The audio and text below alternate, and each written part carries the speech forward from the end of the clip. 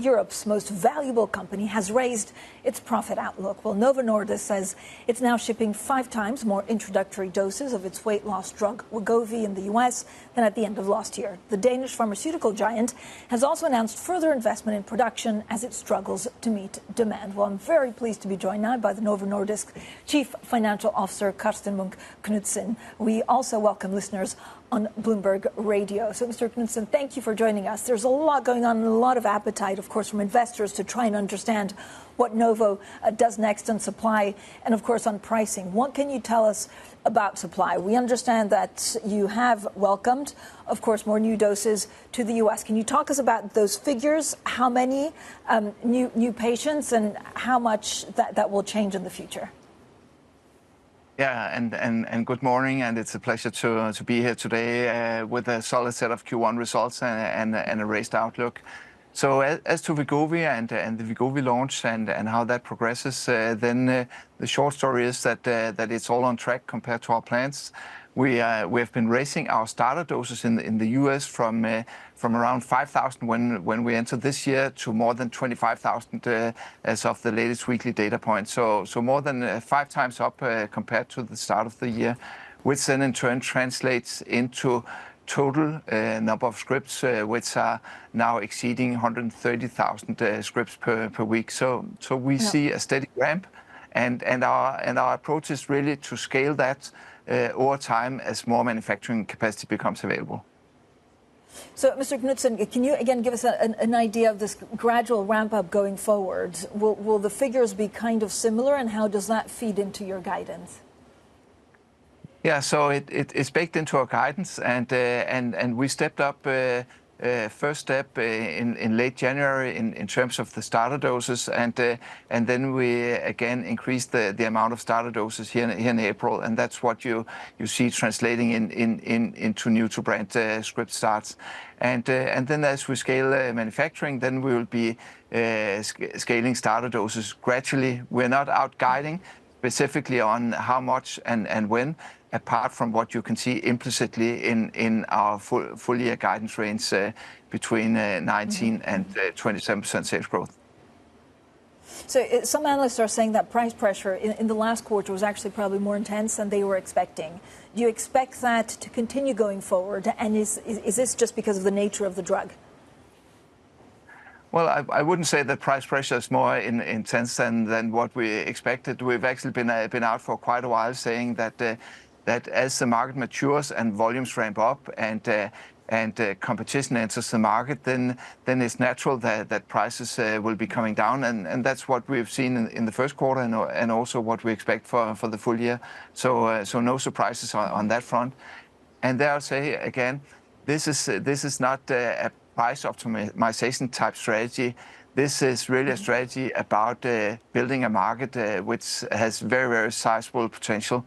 So as of today, we're only serving a little bit more than 1 million people with obesity in a global population of people with obesity of more than 800 million. So it's a volume strategy with a significant runway.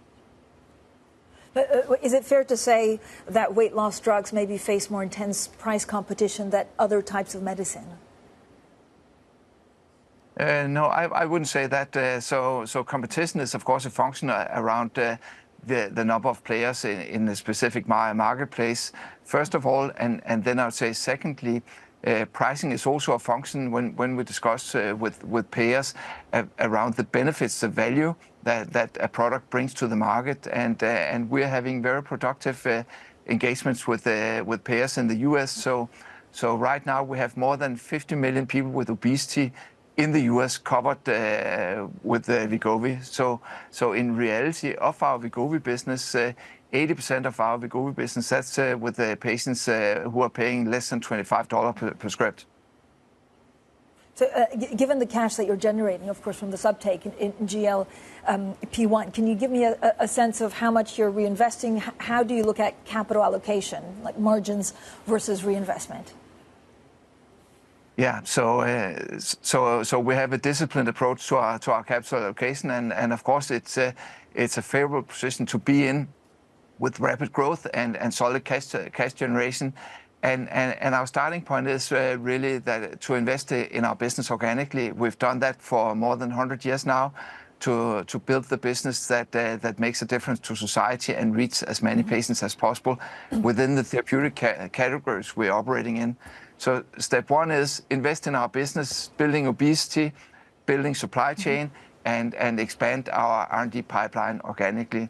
Then, of course, we like to return capital to our investors in form of dividends, so a 50% payout ratio.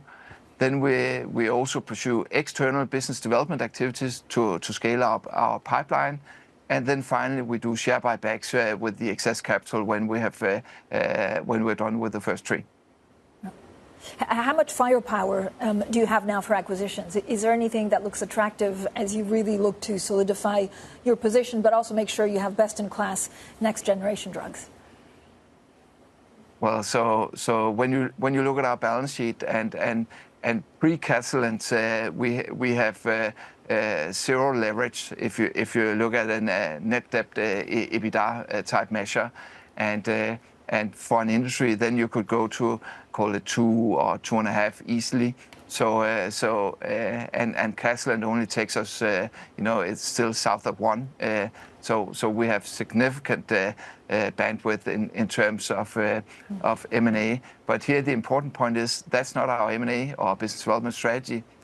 Our strategy is really to what you would call a string of pearls type strategy. So to go for preferably early phase R&D assets, so preclinical or phase 1, perhaps even phase 2, and there it's not really a capital issue on our side. Sir, Novo has such an amazing story, and you've ramped up supply. You're giving more doses, especially in the U.S. Your share price is down 2%. Is that a worry for you? Do you look at the share price? Of course, I always look at the share price, but it's important to note that we run the company for long-term value creation, and so we're not managing the company for the quarter.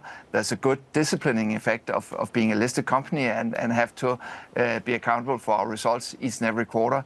But ultimately, we're focused on creating value for the long term, and in that context, we raised our guidance for the full year. So on that front, we're fully on track with our plans.